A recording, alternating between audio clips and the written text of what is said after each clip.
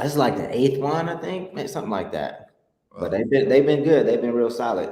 Wow. Um, Boom. So we're live. We're live on all the Two Lost social platforms. So we're on Instagram, we're on Twitch, Twitter, YouTube, and LinkedIn. So it's live now, but we'll wait a second for people to pop in, for people to get situated. Welcome everybody to another episode of Two Lost Office Hours. Got another dope guest. I see people popping in. If you're in here already, type something in the comments. I see Universal King is always tapping in. Appreciate you tap. I think you're in Atlanta, I believe. Correct me if I'm wrong. But we'll get started in just a second. Yeah, yeah. I'll introduce my guest. Vinell, what's going on? What's going on? So we used to do these on Zoom, Okay. and I just we had a Zoom session, but everybody joined it via webcam, and then one session somebody took over the share your screen function and did some shady stuff. So we had to move over to Okay. StreamYard. So that's what we're doing now. It actually works out better for us because I think we get a bigger reach. Uh, Yeah. oh, you're in Chattanooga, Tennessee. My fault. I thought you were in Atlanta. My apologies. Tennessee. Yes, yes. So typically, Philip, when we get these started, I like to share some wins from the past week. So in the past week, what do you feel like was a win for you? It could be something small. You could just be like, yo, I ate healthy for 3 consecutive days. Or you Uh, could be like, yo, I got this plaque right in back of me. yeah. Flashing the plaques. And That's the what I'm doing.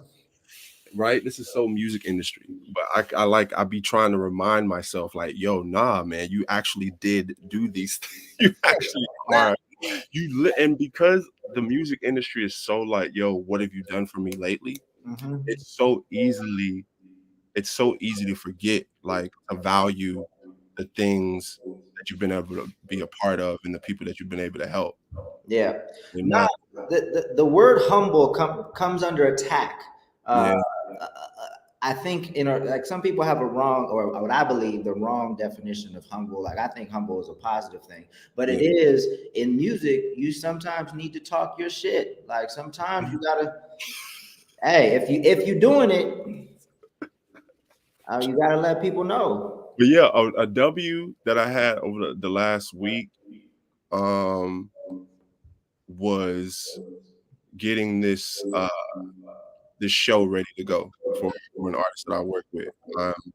I'm really excited to to help this artist build their career, build his career, and, and like working on content, working on things in order to, like, to keep the momentum and keep the engagement. His name is Jason Farr, Okay. and um yeah, we've been working on some things, and I'm excited that we're all on the same page, and he's in a good headspace, and it feels good. It feels good. Yeah. So let me introduce our guest today. He goes by the name of Philip Payne. He probably can wear a number of titles: music executive, artist manager. But you're somebody that is still very passionate about working with artists. And myself, who sometimes is a little jaded from past experiences, like I always like to. Oops, sorry about that. I always like to pour into or profile the people that still have that passion for working with artists because I think it's so important. Sometimes artists be stripping that passion out of people and Yeah, chasing people out of the music industry, but you still in there, you fighting for yeah, artists, for dope artists.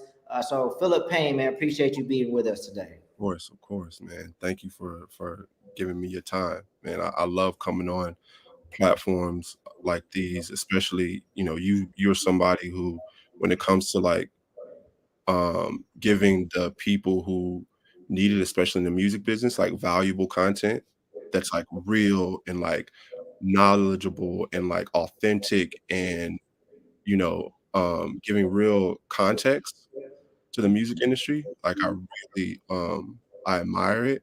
So whenever you ask me to do something, I'm ready. Now, I appreciate it, man. I think we're cut from similar cloth because we're in the trenches with independent artists, always trying to champion independent artists, build businesses. Yeah. So why don't you tell folks, just give people a little bit of your background and your experience up till now. You can pick out whatever you feel is necessary. I feel like I've gotten good at this of trying to giving people my 2-minute bio, but I'm gonna try to squeeze it in. All right. boom, originally from Dallas, Texas. Went to the University of Texas on a football scholarship because I loved the game of football at the time. Didn't end up going the way that I thought it would, but I did get my degree. And then, 2011, I figured like, yo, I need to find something else that I love to do. And I knew it was music. Mm. So I wanted to be an A&R, but I was like, yo, I'm in Austin, Texas. How do I even break into the music industry? I thought like you had to move to LA to like try to get an internship at a label or something. But luckily at the time, my best friend at the time he was, but at the time he was building a company called Score More Shows, and it was a promotion company. And at the time, he, wanted to book artists that I was obsessed with. And those artists were J. Cole, Kendrick Lamar, Wiz Khalifa, you name it, bro. So Mhm. in a sense, it was these kids, and we all were booking shows that we liked that were on the internet. It was during the blog era. Mhm. So we built relationships with them as they grew, we grew, and then we got into artist management in 2011. um, Sash and a kid named Tory Lanez told me, he was like, listen to the music. What do you think about it? And I was like, this is, it's straight. And then he played a record that he was singing on. I was like, nah, this is incredible. I would love to work with this artist. Who was this? It was the same person. It was Tory. So I started as Tory's road manager day to day. A&R, security, DJ, everything it was, every role that you could play in an up and coming artist's career. That's what I was with Tory. Eventually got to delegate responsibilities to other people and moved to more of the management side, and eventually got to live my dream and be an A&R on this tape called Chick Tape 5, and got to help clear the samples, got to write 4 records on Chick Tape 5 and co-write, and got to like really um be hands on with a project and be credited for it. So, throughout Tori's career, he would let me creatively guide him, because Tori, when it comes to his pen, is nothing to play with. But he always valued my opinion and valued my strategy and valued what I had to give creatively. So from Let, that, let me stop you for a second because we're gonna go back, but specifically on this, because a yeah, lot of times, I mean, this is 2011, 2012, 2013. 14, 15, 16, I mean, I'll yeah. How did you get Tori's confidence to like for him to listen to you, knowing that you weren't Puffy, you weren't Quincy Jones? Like, how were you able to Yeah, build that trust? I think, because I think there's a lesson to be there's a lesson there of like, when you initially start wanting to work in the music industry, you have this vision of what you want to do, or in any career, you have this vision of what you want to do. But my willingness to not limit myself and learn responsibilities that I didn't really like know how to do. I didn't know how to be a tour manager when I was That, thrown that into it. that's the other role we're going to talk about after this. But You know what I'm continue. saying? I didn't know how to be a role manager or a DJ or any of these things. I had to learn in order to gain trust.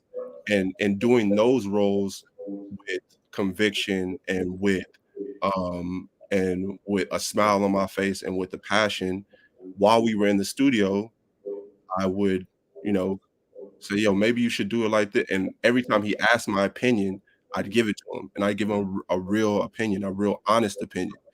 And as we started to grow like a real relationship, he was the first one to tell me like, yo, this is where I actually see you bringing the most value in my career.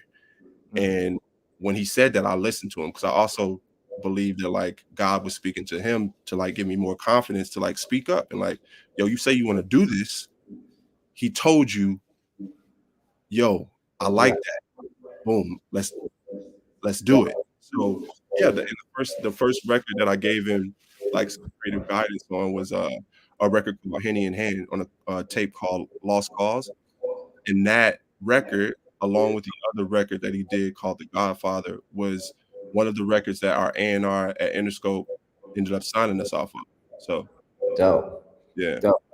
So yeah, I know we're gonna continue your story, but I do want to stop and go to the tour management experience because some people, don't really understand like what a tour manager does. They might think it's the same as like their regular manager, but what is a tour manager and what was that experience like?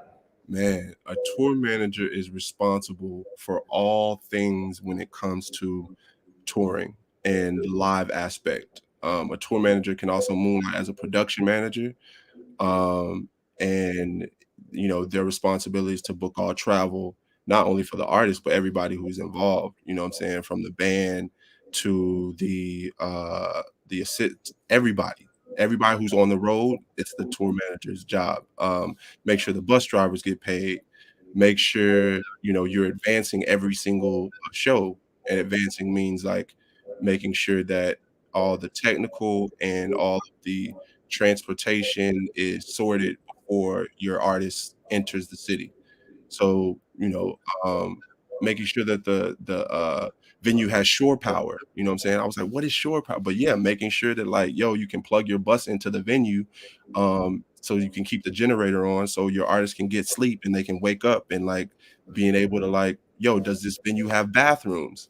Can we Yeah, shower at this venue?" Like, so many responsibilities. And then this comes to like the actual show, when you're making sure that you're taking care of everybody on the guest list, making sure the guest list is appropriate, making sure that you get paid at the end of the night, making sure you get all the money, making sure that the merch guys doing what they're supposed to be doing. There's so many responsibilities, and also managing personalities. yeah. Yeah, because sometimes, when you go on these shows, the way that the deal is structured, if there's any back end on it, like there needs to be a calculation. And Yeah, sometimes these venues get very creative and funny with the calculation. So it's super 100%. important that you have an experienced tour manager for a number of different reasons, but definitely when it comes time to getting paid out so that you can make sure you get what you are owed. Yeah, definitely. Like if you could moonlight as an accountant too, like, because you got to know the math. That's one of Yeah, the most important things when it comes to like management and tour management is knowing the math. yeah. Did you enjoy being a tour manager? You know, I did enjoy the what it came with, the leadership. I did enjoy being a leader. I did Hmm. enjoy the trust that everybody had in me. Not only from Sash. I was an extension of Sash out there on the road, and making sure that like you know, uh, Tory understands like what we're trying to build, and making sure that everybody around him knew what we were trying to build.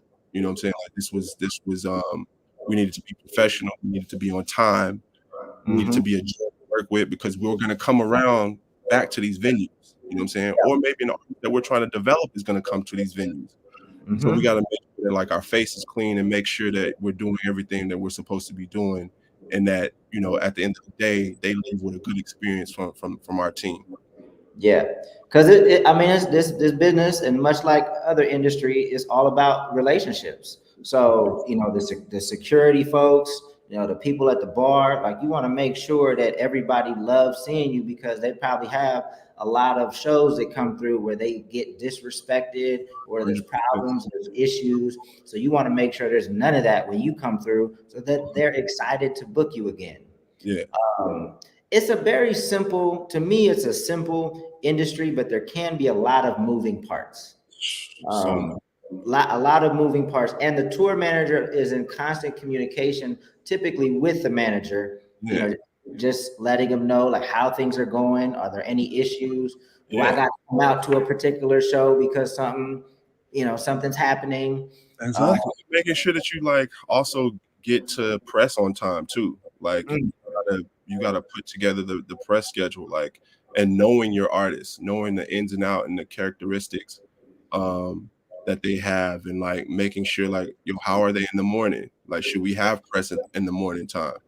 Should we, move some things? Like, are there some things that need to be shifted just because I know that he or she will be in a better mood at that yep. time? So to make sure that, you got to set everybody up for success. Yeah.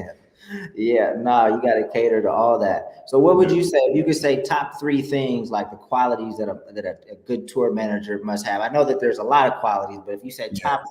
top three qualities, what are the top three qualities a good tour Yeah. manager Top needs to have? three qualities for sure: knowing the math. I got knowing the math from Sasha. He was like, bro, a lot of people, a lot of managers, a lot of executives, where they may have the charisma, they may have the, the relationships, they may have the network, they may have all of these things, but like in order to separate yourself is when you know the math, because that's how you get people paid. And the more that you can get people paid, the more valuable that you Exactly. are. So knowing the math is definitely one. Second, I would say composure, because there will be so many times where things that you planned will not go the way that you planned.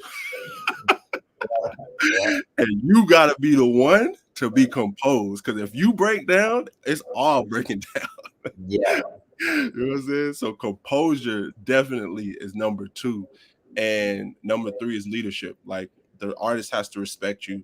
The team has to respect you. If they don't respect you, they won't listen to you. They won't, move the way that they need to move. And, you know, people can see that. And that gets around too. If you aren't respected, tour manager, somebody who has a standard, because Yeah. if you move, that's literally how the whole tour is going to move. It is a reflection on you. I Yeah. know you try your best for them not to be late, but if they're late, it's your fault. Right, right, right. No, I love those. I probably pick some similar quality. The composure is crucial, because if you don't deal well in like high stress environments, it's probably not gonna work out well. Long term. All right. So where were we at in the story in terms of your path? I wanted to stop and just Okay. kind of get through those So things. boom, in terms of my path. So once I think we got to like 2020, I we decided to like change our working relationship with Tori. That is my man, my guy. But at that moment in time, we just decided to like, yo, let's try to to do something else. And in that metrum, I was just like, yo, I gotta figure out what I really want to do, because all transparency tool is our biggest client. So Mm, I needed to figure out like, yo, what am I gonna build out outside of Swarmore and also outside of Tori? Because those are things that like my identity was all the way in. And I thought I would never let my identity get stuck in something after mm, I was like, yo, it's never gonna sneak up on me again. And of course, it's not. When you're passionate about something, when you love it, it's so easy for you to lose your identity in it. So, yeah. boom, in those 1 to 2 years, I was like, yo, I need to get a job or something. So, like at first, I started making content, making my the company that I run now called Plan A. I started making content just to show people that I know what I'm talking about, Yeah. basically. And in that, I started to like get actual consulting clients, but like long-term clients. And also in that metro in like 2020, I had found an artist that like I really believed in named Piff Marty. It was very, very early, and he was still building out Stay Dangerous, his company, but he didn't even know would be his company, and he didn't know what he wanted. But I wanted to sign him. I was like, "Yo," and I gave him a pretty aggressive deal. I'm not gonna lie, it was pretty Yeah. aggressive because I was putting my own money up. But you know, he looked at it. He was like, "I fuck with you, P, but like, I'm not right now because I don't know what I'm doing. I don't know where I can take this." And Right. then, you know, almost a year later, Let's first we let's stop, let's stop right there for a second. What did you see? What did you see in Piff? Like, what made him different for you and make you want to reach out? so what I saw in Piff Marty, what I saw in him was more than just an artist. I knew Mm, he understood what he needed to do as an independent artist. I mhm, I I felt that like his understanding for marketing and understanding for like how to how to be his how to listen to his audience, mhm, really listen to them, understood that like what he was building and the engagement from the people who resonated with his content, what he was building was like a real community. mm, And I always felt like that would be the future. I always felt that like, yo, artists, whether you're signed or not, it's always gonna come back to, like, your actual foundation and your actual fan base. Yeah. Um, and I learned that, like, with Tory because, like, before we even signed a deal, we were doing live shows, like, we were doing meet and greets, we were doing those things, we were looking at Facebook analytics, like, we were building out, like, "Yo, where can we go to sell 20 tickets, sell 50 tickets, sell 100 tickets," and build from there. So, with Piff, I saw early on that he was more than just an artist, like, he was a all-encompass, like, entertainer, but, like, a a business. His Yeah. art is a real business. I know I asked that question because obviously a lot of artists want help Yeah, in the form of potentially someone like yourself, but like, and there's not a lot of you just running around looking for artists to work with, right? So how does one separate themselves yeah, to, be seen, potentially be seen, yeah, or attractive for someone to come in and partner with them in some capacity? Um, everybody's looking for help, but yeah, 'cause he really took himself serious, bro. He really took himself serious, and he was taking his career in his own hands. And then, I just felt that because I'm in the same place. I was in the same place of like, "Yo, I'm gonna do this. I'm gonna figure it out." And when I found him, I was just like, "Yo," it was also new and inspiring to see him, like, really, go all out and also, like, not pigeonhole himself because somebody as talented and as lyrical as Piff is, he could have been like, I don't wanna do the TikTok thing, I don't wanna do the social media thing," but nah, he was like, "No, this is just a platform for me. I'm gonna use this as a vehicle, and yeah, I get busy." Yeah, not a lot. I feel like, as I don't have any numbers to back this up, this is just what I feel. Is a lot of hip hop artists got left in the dust because it wasn't cool to jump Yeah, on hip hop. I mean, to jump on TikTok until their algorithm changed and it wasn't as favorable. yeah, Um, exactly. so, so if you jumped on it early and took advantage of it, you obviously had an advantage. If you wait too long to jump on these social platforms, and then they start playing with the algorithm, making the reach a little tougher, Yeah, you kind of messed up. very true. So okay, so eventually, the first time around, he says, "Nah, he wants to continue moving," but obviously, you circle back at some point, and what was Yeah, no, that? he circled back while he was just, like, at a place of, like, boom, he had, like, 1,000,000 monthly listeners, like, he was at, 400,000 on TikTok, I think around 150 on Instagram, like, he was the numbers were there, but he was like, "Yo, I need somebody to help me scale." Mm, And when I saw that, I was like, "Oh, wow, like, this makes sense." Like, us doing a model where I come in as an equity owner or I come in as because you've already built it, like, you've done the work. Like, yeah, you don't need to sign to me, you need to sign me, basically. Bring somebody to help you, like, actually scale your business. And I think that just makes sense for um, a lot of executives who've been able to do it at a certain level, like, it might not be worth your time to do something on a commission basis. And you might also not have the capital to put up to sign an artist. yeah, So, how do you work on something when you're passionate about it and it makes sense, but it also it's fair to the artist, yeah. you know? So, I mean, we don't have to get exact with percentages and things like that, but this is one of the reasons why I had wanted to have this conversation because the way you're working with Pip, it sounds like, and I don't know the details, Yeah, is a little bit different than your conventional like yeah, management artist relationship. yeah, How are you? You said the word equity already, so obviously it sounds like you got some equity in the business. yeah. Um, was that something he was comfortable like just No, granting to you? Or, it definitely took a while for him to, like, figure, like, that out of, like, "Yo, wait a minute, like, what?" Of course, it took a while, you know what I'm yeah, saying?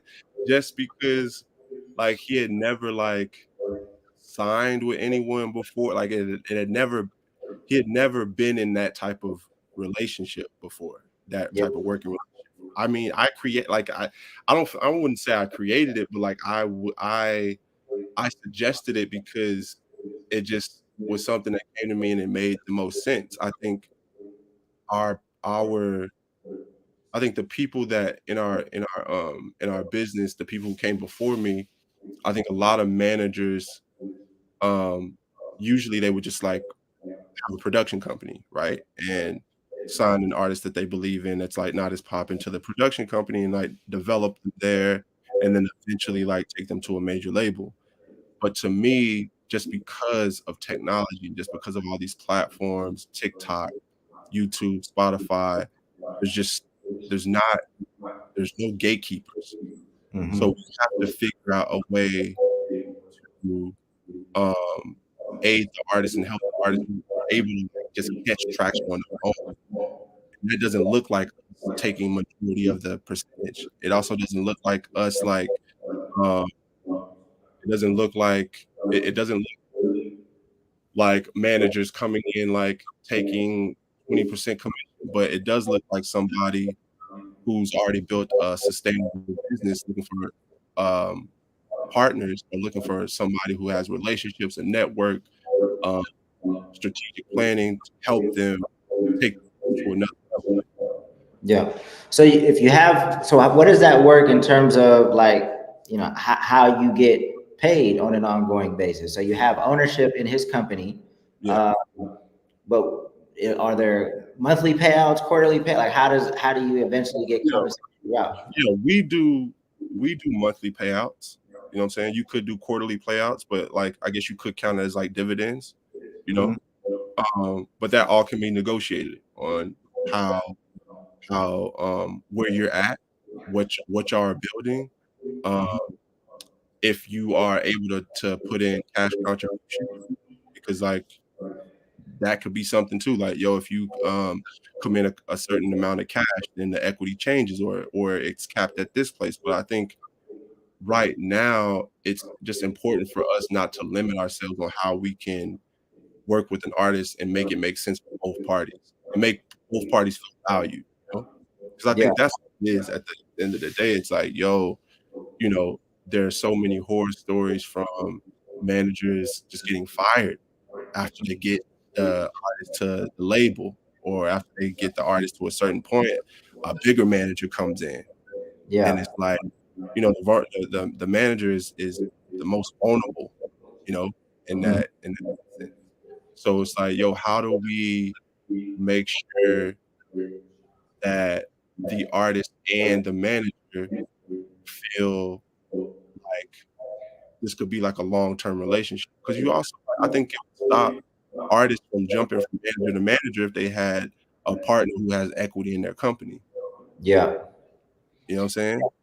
Yeah, no, it definitely. I was just talking about that internally with some folks on the two loss team, trying to help them understand, like, managers, like you said, sometimes start from the very beginning, and there's no security there. Like the artist can get upset with you, anything could happen, and then you built up, you help get this artist to another place, and whether they just don't want to work with you no, anymore, or like you said, a bigger manager comes in, it can often leave the manager kind of high and dry. So this I like, but everybody just needs to be on the same page. It just seems like That's the all. yeah. You know, because I'm like, yo, if Piff wanted to fire me as a manager, like he could do that too. Like, but as long as, or he could buy me out of my percentage. Like, I think it's just like everybody has to be open to like the new way of how things are working in this industry, and being realistic with like, yo, what makes sense for both parties because um, you're spending your energy, you're spending your time, you're spending your relationships, you're spending your network. Sometimes you're spending your own money, and it's Mhm. like, how do you at least make how do you at least make both parties feel like, yo, oh, this person is in it for the long run, you know? Yeah, I mean it's dope because on the manager side, they're saying, okay, now I feel a little bit more secure, and probably maybe even makes you go harder because you feel like you're a part of this. Um, 100%. and then it sounds like on the artist side, you're not stuck forever. If something does go south or you need to part ways, it sounds like there's ways, to buy you out, to buy your equity, and then you guys can go your separate ways. But it just protects the manager so they just don't get nothing. Nothing. That's all, bro. Because like there are so many managers who buy in early, Mm-hmm. extremely early. You know what I'm saying? And do what they can, and maybe they not might not have like the most relationships or maybe like the most network, but like they're passionate. You can trust them. Um, and there are so many artists who like they'll maybe get the deal and like pay their manager out, their first manager out, right? Mm-hmm. Just to like make sure they felt taken care of. But it's like, yo, like really taking care of them is making sure like they're good Yeah. for as long as you're doing the business because they helped you get that business off the ground. And that's what a lot of startup companies are. Because like we say artists are business or like your music career is a business, then if you want to treat it like a startup, the people who bought in early should be incentivized to really help you. Mhm. Yeah, because and I think Key mentioned this on Twitter the other day, or maybe even yesterday, that it typically takes, on average, at least a few years if that artist does break through to start generating revenue, right? Mhm. So if you're putting in that sweat equity in the beginning and you're really encouraging them, supporting them in many different ways, that's valuable. You're essentially putting in, even if you're not putting in actual dollars, like in my situation, right? Like obviously I put in money to fund the label, but I also was sacrificing time because I was making six figures at a consulting company before I got laid off. So now that Mhm. I wasn't working, I could have went back and got a job, right? So I'm Yeah. putting in actual money, but then it's the opportunity cost of me Yeah. not going to go back and get a job. So I'm not Mhm. making the 100,000 this year. I'm putting all my energy into what we're building. Yeah. So Yeah. it's not just the money you can't just look at the money I put in. You have to understand that, I'm sacrificing a lot of money to pour Lot. into this, you And a know? lot of time and a lot of like just like, yeah, you just don't get back to time. Time is our greatest currency and you just don't get it back, man. So what specifically, because I know artists sometimes need different things. Like, because Yeah. sometimes artists have a different skill set. They're looking for a partner that kind of complements their skill set. So for you and Piff, like, how do you guys like come together? What was he looking for? I think Piff was looking for structure. He needed structure. He also needed somebody to hold him accountable to do the things that he said he would do. Mm-hmm. Um, he That's needed big. somebody. That's big. The accountability, but You know what I'm saying? and sometimes you don't get credit for that at That's what I'm all. saying, bro. But he understood that he needed that.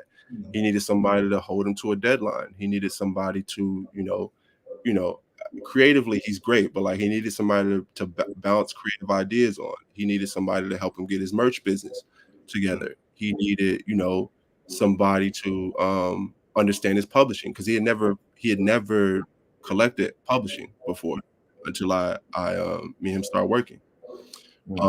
He needed somebody to come in uh with who knew what he was worth and be able to negotiate for him. Mm, Um, and that's why we were able to do like a really good deal on the catalog side last year that ended our year in a great space. um, but yeah, we did it together though. We did it as partners. You know what I'm saying? We wrote out what we wanted. We wrote out a plan of what we wanted. And we're still doing things like that. And we have a plan that we have a year plan this year. So it was more of like, yo, I need somebody who can like really help me take this vision, not only on the music side, but like the film side, production side, the media side, content licensing side, like who can help me build this business and like make it reach its full potential. yeah. Nah, and when I seen Piff and Piff told me he was working with you, like he speaks very highly of you. And I think that's dope because that kind of fends off potentially shady people from creeping in, right? Because if an artist goes out and maybe doesn't know what their manager does or maybe speaks negatively, that kind Yeah, of opens the door for yeah, some conversations very that true. that probably shouldn't be happening. So it's dope that you guys have a healthy relationship. What's the communication? I'm sure you guys talk all the time, but like, how do you guys structure kind of the week? Like, how do you guys work together? Daddy. full-time pops over there too, I hear. Um, um, what's our conversation? We talk every single day. So, but is there structure to the? Because obviously, when you like, I manage Big Job. We talk all the time too, but Yeah, normally we have Mondays is the day where we really yeah, lock in. we really go in. Now we talk every day, and then we try to do a PIF audit, an artist audit like once a month, where we like, all right, go through everything possible. Like, yo, boom, how are we on this? How are we on merch? How are we on like our rollout plan? How are we on like, the things that we said that we were going to do this year, shows wise, like where are we at on all these things? Yeah. So And yeah, then, is there anybody else on the team at this point, or is it just you and him? not yet. We're adding a creative director um right now, and a videographer to the team, because I think that's probably one of the most important things for an independent artist is a videographer who can help you stay consistent with content and of course your own studio setup. But if you have those two things, you know what I'm saying, you can make a splash. Dope. And I just want to remind people, if you guys have any questions, whether you're on YouTube or Twitch or Twitter, you can type them in the comment section on Instagram. I won't see them. Maybe I can pop over to Instagram real quick and see if there are any questions. But if you have any questions, feel free to type them in the comments. How important was it because I've been following Piff for a minute, and I saw that he was pretty like he does everything. He does everything like in terms of like the videos. Like he would go out through New York, shoot his videos. How important was that for you to see that level of proactivity, in an artist that you potentially work with? Yeah, bro, it's everything. Like I like worth ethic and wanting it more than I want it for you is everything. Um I used to work with just talented artists sometimes. Like after my first experience, I thought like, okay, because Tori was the first artist I ever worked with, but I thought his work ethic, and I thought that's how like every artist did it. That's how you crack, right? Like, but after working with him and working with other countless artists, I realized that like, yo, that work ethic is what separates Mm-hmm. like you from you can be talented, but if you have that self motor and have that dedication to show up, whether you get 1 view or 100 views or 1,000 views or 1,000,000 views, if you could just show up because you have that in you, then that's gonna make me go through a wall for you. Yeah. Because like every day I feel like, people is outworking me. So I'm like, yo, fuck that. Like, you know what I'm saying? Like I constantly want to prove to him and prove to myself that like, yo, we can do this at the highest level. So I'm Yeah. constantly trying to like, yo, catch up to him. Yeah. What is like the vision? Like what is like if he could snap his fingers and beat it, like where is he trying to get to? I would say vision, I think for Piff, I don't want to speak for him, but where I see him being is like, yeah, bigger than like a music artist, somebody who can be substantially valuable in educating artists. Mm, The Summit having his own conference, someone who can, I think, break through in film. Maybe he does a TV series that only lives on like TikTok or only lives on uh, YouTube. Something that's like very different. Uses music, but sh- like acting and like really showing how much of an art guy he is. I see a a person who can build a media conglomerate that can like be like for the people though. I yeah. see it being like a people's champ, an artist to artist. Yeah. Like Nah, not which yeah, is nah, to do, bro. It's very hard. for sure. Nah, if for people that are Right watching now, it, he just I don't know how he does it. I talk to him about that all the time. I'm like, bro, how are you not corny, bro? You could be corny. You could be corny, dog. But he somehow just figures out how to like, nah, like, cause he's good. He's so fucking good. yeah. Yeah, nah. I mean, for people that haven't checked out Piff Marty, it's PIFFMARTI. Yeah. Um, super dope, super talented, has his own lane, has definitely carved out his own lane. Pretty creative with his social media usage.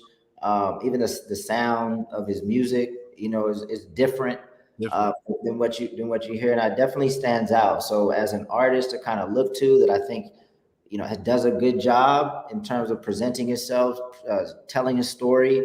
He would be a good person to follow just to maybe get some tips. If It's you so feel like, interesting, bro. Like, so many people have wanted to work with us, like, even on the live side, as far as booking agents, even labels, but, like, they don't know what to do with Piff. mm, Like, that's been, like, a continuously thing of, like, just not knowing what to do because it is very different. It is yeah, different, and I think that's where I feel like we have something special that we could crack and really do something on a major level that nobody's ever done. yeah. How many artists are you working with in a similar capacity? Is it just Piff, or are you working with other artists? Um, a kid named Jay Safari. I'm with Plan A. I'm mentoring and manager, and also helping Jay as well, like build a whole business. 'Cause like that part of my business is like what I'm the most passionate about is developing young managers. Mm, So I'm helping them in that capacity of like, build my bad. Sorry about that. starting their business, having an operating agreement where like boom, you being, manager in as a part. So I'm like basically putting it together. And I've been developing Nick and Jay for like the last 3 years. I feel like Yeah, uh, with there's other like legacy artists that I'm like kind of working with. I've also like I help Mariah the Scientist's manager a lot.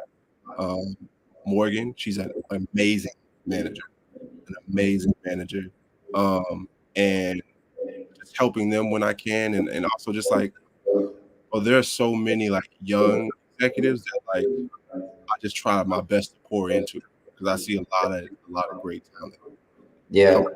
And I don't want to be like, I felt like we were coming up, we were kind of like doing it ourselves and kind of trying to figure it out.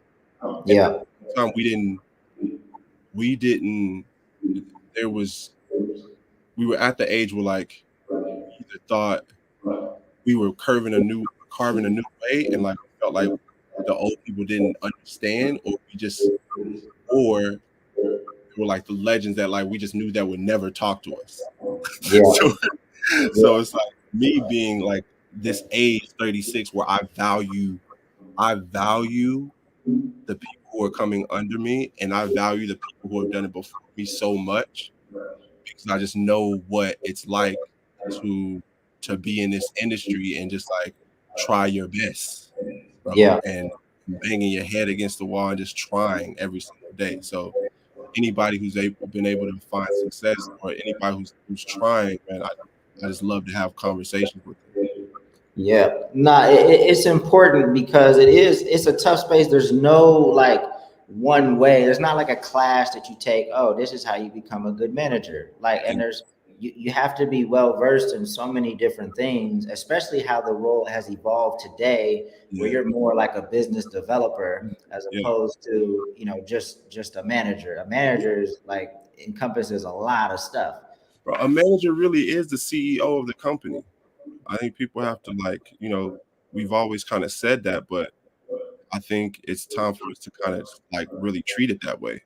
Like the CEO usually has shares early on. Yeah. So That's why I push back when I hear people say, because for a while, and some people still say this, they say artists are CEOs. um And I'm not saying they can't be, but if I come from the corporate world where I've worked with real CEOs, and I tell every time I hear somebody say that, yeah, it's possible for an artist to also be the CEO, but they have to remember that a real CEO understands the business inside and out, no, understands the industry inside it's and out, understands the competitors, their strengths, their weakness. They understand everything. So if an artist is going to commit to that, you can be a CEO, but how it is now, I've seen those qualities more in a manager, a good manager, than an artist. Yeah, man, and we learned it firsthand. It was just like because we just always seen it as, you know, like when we first started working with Tori, like we were putting our money up, we were doing our relationships, we like flew to Austin, like put got a venue, went through his whole set like for 2 days. Like we like really did like the development shit. You know what I'm saying? Like put him in the studio, went through like made mixtapes, like we did all the work, and then you know us just like not even knowing or kind of not even like really understanding just what that's just how it was of just like taking him to the label. Like even though we did all these things, they're gonna get the equity just because they gave some money. Yeah. And I don't own anything of Say It. We don't own anything of Love. We don't own any of those like huge records. Like, but did we put in the work? And while we were signed to Interscope, like, was it our responsibility to keep working like that? Yeah. You know what I'm saying? So it's like even while you're signed to a major label, your management team is still doing the things that literally like made y'all successful in the first place and is like continue to make you guys successful. We Yeah. came up with rollout plans. We came up with all the like the strategy. We executed. We used our relationships. It's it's it's it's just like yeah, I think having a great management team and then also having the building is what gets you to being like a superstar. Yeah. If an artist was about to sign with a label, what would you advise them to make sure they do while they were signed with the label? Which resources should they extract? Because a lot of artists, they sign, and whether it goes good or bad, like once they get out of their situation, they don't really know what to do. They don't hit the ground running, right? Yeah, and What? that's another part of my business too. Like I like to help artists who get dropped because they also like most of them don't have the data because they didn't make the website. And like that's like super important that you like create the website and you collect the emails. You know what I'm saying? Mm-hmm. You collect the data off of the fans that you've been able to accumulate on y'all's run. Yep. So making sure you get that data, making sure you get that website, making sure you get those email lists.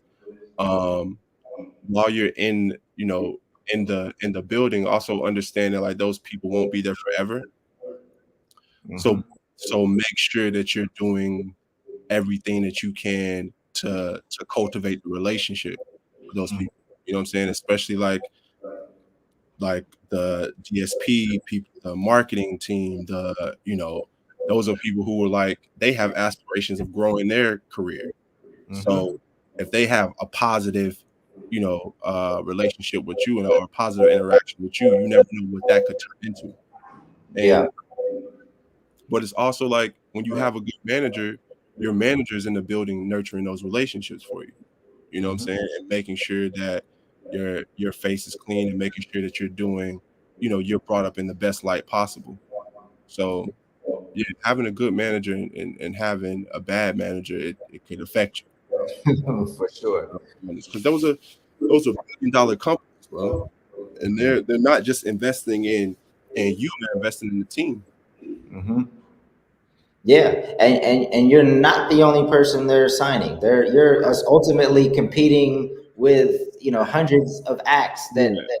So if you start popping off or become difficult to deal with, it's not like they don't have other stuff to work on. And I think that's also just like that's something that I try to preach as well as like signing deals. If you and your team are going to sign to a deal, just like or sign to a major or a distributor, just go into it with intention. Mm. What is this deal? What are we using this deal for? What are the pros and cons of it? While we're in this deal, how are we going to get them to actually pay attention to us? Because at the end of the day, you got to get hot. The Mm-hmm. reason you got the deal is because you was hot. The Mm-hmm. more that you hot, the more resources they'll spend on you. Yes, they told you they would give you these resources when you came here, but get those resources because they're spreading them out so thin. They need you to be the hottest thing because there are Mm. only so many relationships. There's only so many favors that they can call in. Right. So currently with your business, like, do you look for other artists to work with? Do you have the bandwidth for additional projects? How do you come across new talent? How does do you typically do that? What's been fun is I've been coming across a lot of really nice talent from content on Instagram. It used to be on TikTok, but like now, like I'm finding some fire Mm. on the gram. Um, and yeah, most of most of the artists that I like to work with or inspire me, I'm caught off of content. Like music isn't gonna get me. Not right now. Like the music could be good, but like content, visually seeing it, um, that's what inspires me now. So artists who create really creative and um and and authentic content, and it doesn't have to be overproduced. Like I love Haley Knox. I love Mhm. that she just like is just in her room, like singing on, you know what I'm saying, on her mic and like with her beat machine. 'Cause I think that's the misconception too, is like TikTok or Instagram Reels, it has to be like gimmicky or trendy. No, there are spaces that like really tasteful shit living. Yeah. Yeah. So, and then you also work. What's Field Trip? I went to a R&B showcase during South by Southwest that you True. curated. I Yeah, promise it was the best. It was the best curated show of up and coming R&B talent. Because typically when I go to showcases, I don't really have high expectations. yeah, I feel like a lot of young people need to really work on their live show. yeah, Uh, but for this particular showcase, I've just felt like act after act, it was like, oh, this super talented. What is yeah. Field Trip and how did that come to be? Yeah, Field Trip is a brainchild of like me and three other creatives, Max October, Drew, and Majima. We came together just like with our just knowing each other through the industry, and the idea was came in like 2021 or maybe 2020. I was just like, yo, we wanted to be able to like build out an R&B platform that was trusted and that was tasteful and that shined a light on new up and coming R&B artists, Mm, um, in a way that hadn't been done, in R&B yet. Because there are some platforms that do it, but like to be able to do like in real life and partner with um, South by Southwest and like we want to do BT and just like spaces that make sense was it was something that like wanted to amplify not only in the content side but like the live side. mm, And yeah, South by Southwest, that show was like the first time we did it, you know, and all those acts were just our relationships and artists that we listen to and like we believe in. So mhm. to see it be packed out like that and to see people like really enjoy it, like you would like, you know, see some artists that they've never seen, like, wow, that Yeah. shit is crazy, bro. You know what I'm saying? Like some artists on the bill that was just like, oh, like I'm really put on. Like this is like, and that is the feeling that we wanted to feel, want people to feel. Oh wow, this Yeah. is thoughtful. This Yeah. is tasteful, and I trust them with their ear. You know what I'm saying? With my ears.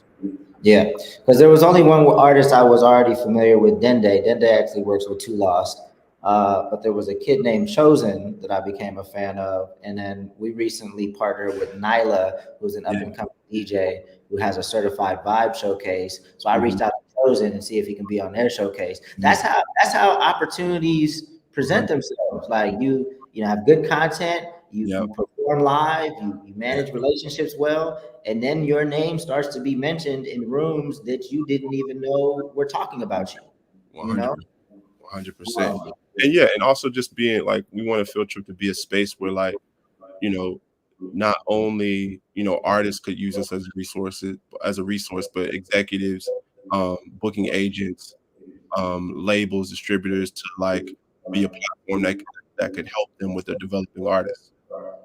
Yeah. Nah, it's dope, man. If you guys ever get to putting out a project, man, make sure you tap in Two Lost to support. I definitely would like to get more. We have a good amount of R&B artists on the Yeah, platform. I was thinking of, I do a project called When We Notice that is the first two were hip hop. mhm, I definitely want to do a version of that that might be R&B.